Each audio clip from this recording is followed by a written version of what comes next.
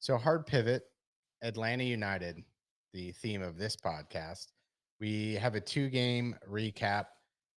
2 weeks ago, we played Toronto at Mercedes-Benz. Was the roof open, Dave? Because the weather seemed to be like it was good, no? Or was it raining? What was the story there? The weather was fine, but the roof was not open. Why don't they open the roof? That's a good question. I don't know. No one knows. What's the conspiracy there? That the players are soft and they want air conditioning? I've heard a lot of different rumors there, but I think they need to open the roof way more often. Is it too much pollen in the air? I mean, come on. Allergies. What's the story? I don't know. Anyway, I can't even hazard a guess. we predicted if I recall, you predicted a draw. Dave Katz was correct with the draw call in that game. Carmen and I were even more pessimistic. I predicted like a 3-1 loss in that game, and yeah, I thought I was going to be the most pessimistic. I was definitely more pessimistic. And then as the game started and we went down 1-0, I was like, okay, well, one of us is going to be right. So tell me about your recollection of that game. Carmen, were you there? Did you watch on TV? No, I think I missed that one. Yeah. Okay. Wow. So it's all on you. Has to carry it. So let's go through the individual things that I saw first, and then we'll go to more of the big picture. So first of all, Miles Robinson, in my opinion, I wrote that he really looks back. Right. Suddenly in this game, and I didn't think so much in the first game. I didn't think so in the preseason.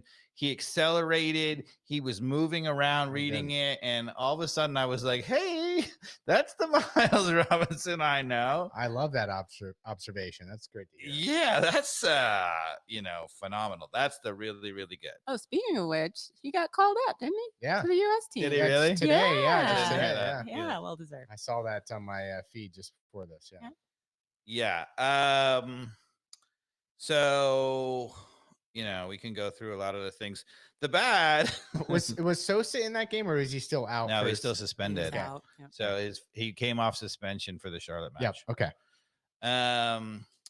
So Lennon constantly getting in Araujo's space. Yeah. Right. And so Lennon is just bombing forward, the moment we get the ball and getting all the way up to our front line and standing there and bringing his defender close into Araujo. And Araujo was getting more and more frustrated in that game. Right. Just as we were concerned. And we'll go to it. I have a moment I pointed out from the second game against Charlotte. This is the exact same moment. But anyway, this is a problem. Right. Yeah. It may not be a problem yet, but it's a problem, in the long run. And what's interesting, though, is that his clearly solution is that Lennon is got the green light to go forward all the time, but he has now asked Gutman to stay back most of the time. And so we typically have 3 in the back. Right. So we don't have what we had last year, which was constantly having 2 in the back. And we'll get to what that does. But the super advantage of that is we actually, with 3 in the back, is enough to actually have a press. And we are actually starting to see a little bit of a successful press because we sometimes have it marked up. You can do that with 3 players. Right. Okay. So that I think is the big success.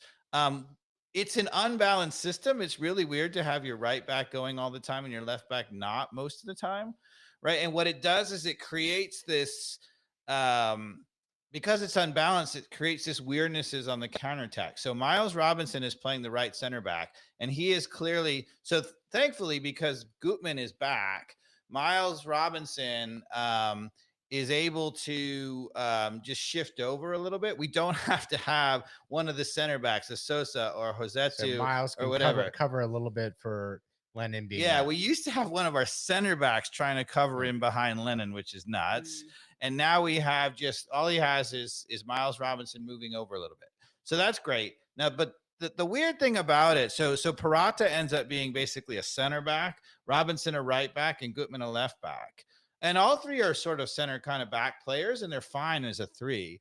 But the one thing that is weird, and it almost cost us a couple of times in this game, when there's a counter, Robinson is trying to get back to be a center back, and that to mark the guy that allows Peraza to release to help Gutman, and there's a lot of sorting out going out. A lot of little circles. Yeah, and the problem is when you're sorting out on a counter that's happening fast, good teams are gonna put you to the sword. Yeah. Okay. I'm with you so far, but I think you said instead of center backs covering for Lennon, it would be like a central defender, like an Ibarra or Sedic or even Josetu in terms of covering for Lennon.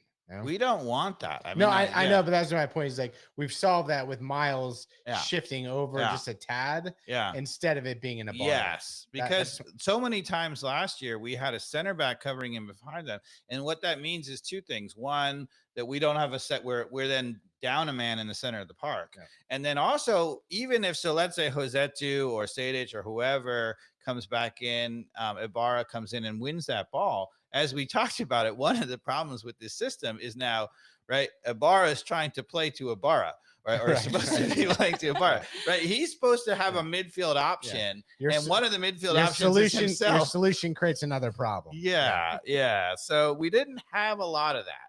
So we have midfield that's staying in the midfield, which means that we tend to have the midfielder marked up. Right. And now a couple of times we're really starting to win the ball up the field. You'll hear about it a little bit more in the Charlotte game. We, in the last two games, not so much in the first game, but in the last two games, actually turn people over up the field and recycle the ball. And when we do that and you get Almada or Araujo or whatever on the ball in a transition moment, they can really take advantage of it. So at what minute did we get scored on by Toronto in that game? I'm trying to recall. Is that second half? I think Carmen can keep us honest. It's on the screen here somewhere. 52nd minute. Got it. Yeah, is when they scored. So second half. Federico. And we scored shortly after that, right? Mm-hmm. Yeah, he's their best. So the best player, fortunately, didn't play, and that is Insigne.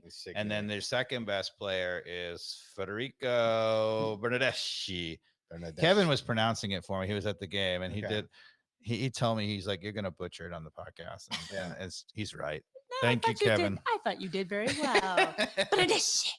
But anyway, he was, and I didn't actually think so. Bernardeschi is sort of a off the Insigne kind of guy. The two of them are really, really good together. He was sort of the central focus, and I don't think he could carry it. He didn't seem like he looks. I've seen him in other games playing with the two of them, and he looks much more dangerous. Now, in fairness, he scored the goal, right? There was a counterattack. We got caught up the field. It was played in behind. Does it sound familiar? Yeah. And he ran at the defense. They were scrambling around. Peraza was never able to come over fast enough because Robinson wasn't back early enough because he was covering for Lennon. A little the same. Yeah, a little bit of the same.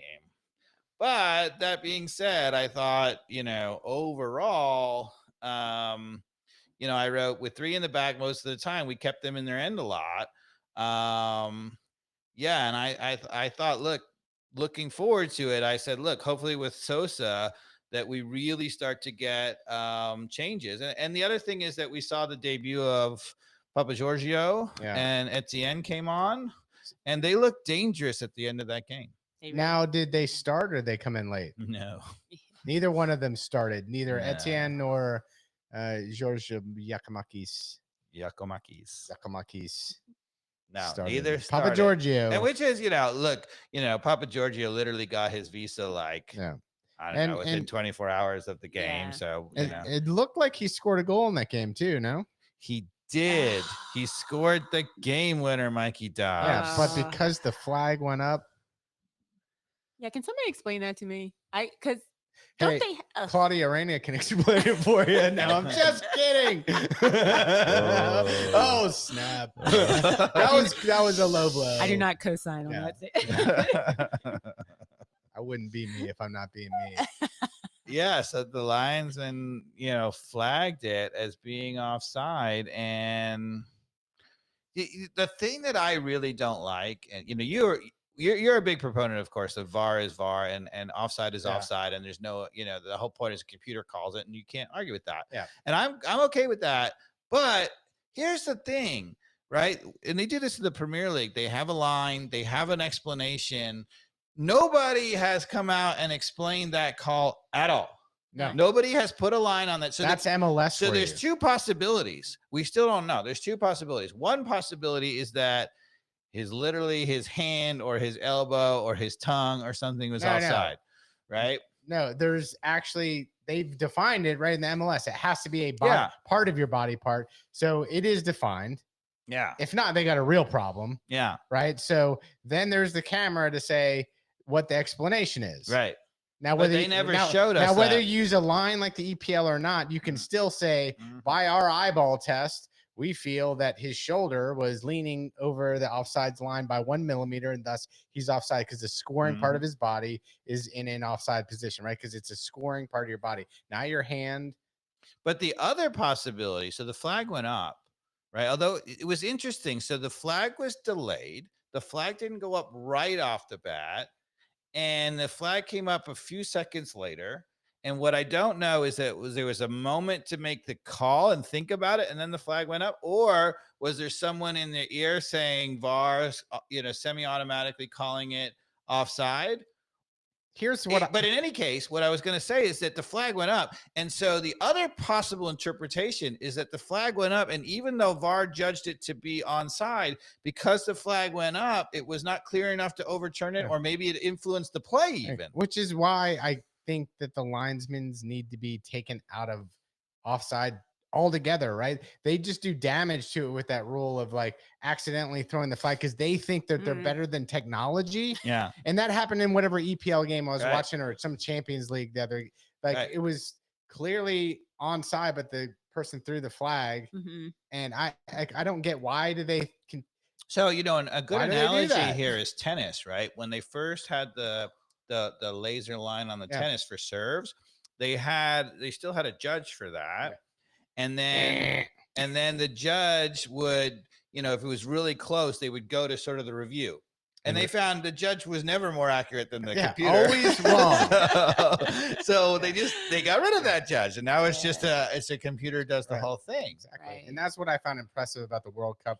The one thing that Qatar did correct was implement that camera technology, which nailed it every time. Even that very first offsides where Qatar was playing somebody else, and there was that weird moment where the goalkeeper came out, and the only thing that explained is the hard thing for a camera to really clearly decide is who the ball went off of last. Right. That's still a little bit of an iffy part for me on the technology when there's the big scrum of 3 people smashing, right? To say, who did it actually come off of last? Right. That's the one X factor with technology that, I don't know, maybe somebody at Georgia Tech or one of these engineering schools can solve with a microchip. Do it. That's it's thrown down the gauntlet. Right? Challenge. We got an ATL on fire sticker for anybody who figures it out. Please.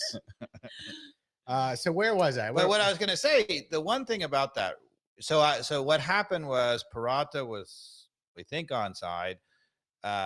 He hit it. It came back out. And then Giacomakis was absolutely quick and dynamite to react first and smashed it in the goal for the game winner, which would have been a game winner in his debut. Late in the game, it was like 86, 80, whatever, something. Which I immediately liked. I was like, okay, that just shows, regardless whether there's on or offside, is like he's got that instinct to just smash it in the goal.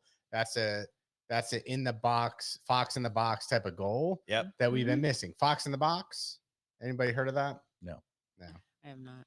That's what Josh Wolf said he was. He said he couldn't score like his son Owen from 25 out, like his Austin FC debut where he knocked one in. But forever, Josh was saying I'm a fox in the box. I was like, I like that term. I think I like that term too. Fox in the box. All right. So what else in that game? Anything you want to? Toronto, to be honest, didn't look that good. So that's a credit to us. I thought we kept them in their end there and a lot. Now, obviously, without Insigne, they're not the same team. They're not nearly as dangerous on the counter or offensively. But, and they've had a poor start, right? I think they only have, at that tie and 2 losses, right? But I have, you making a fool out of myself, but I picked them to be amongst the top, in the whole league at the end of the season. So we'll see. If that turns out that Toronto is towards the top at the end of the season, then that's not a bad result. If Toronto ends up where they are now, then not so good. Can you go to the tab you were just on? So we played a 4-2-3-1 according to the Google here. Wiley got subbed off. Josetu got subbed off. Yeah, Ibarra got a yellow card, and Miguel Berry got subbed off for Yakimakis, who we mentioned, who had a goal ripped away. And Berry did nothing in this game. Nothing. Okay. Nothing. Nada. I actually watched. I realized I watched the end of this game. Mm. Yeah, and Sean Johnson, I think, saved them a couple times. Sean Johnson. He made a couple really good saves. How did Brad Guzan look in this game? He has looked fine. He hasn't put a foot wrong. Now he's a little bit feels Slow like a off the little line. slow off the line, a little Yeah. bit slow getting down, but he hasn't made any mistakes yet. He made a mistake in the game against Charlotte, but I'll get to that. I felt like he was really slow getting off his line to get a ball or punch it out with authority. So I did say that Sean Johnson bailed him out a couple of times with fabulous saves. Yeah. But the truth is that sort of with all the possession that we had, I noted that we really weren't very dangerous. No, not at all. So that was to me. What was it? What was your overall grade from A to F with the minuses and pluses involved? What are you going to grade? C minus? C, I was going to say. C. Yeah. Okay, C, because we got the win, right? But no, a tie. A tie, right? Sorry, we got a tie. So C. I'm going to give us a C minus. Yeah, I can see that. I was being generous with the C. It was not good. It was really not an entertaining game. I mean, the only reason why I would say that we were good is that we actually were able to keep them in their end for large swatches of the game. We were at home. They were missing their star player, and we still couldn't get the win.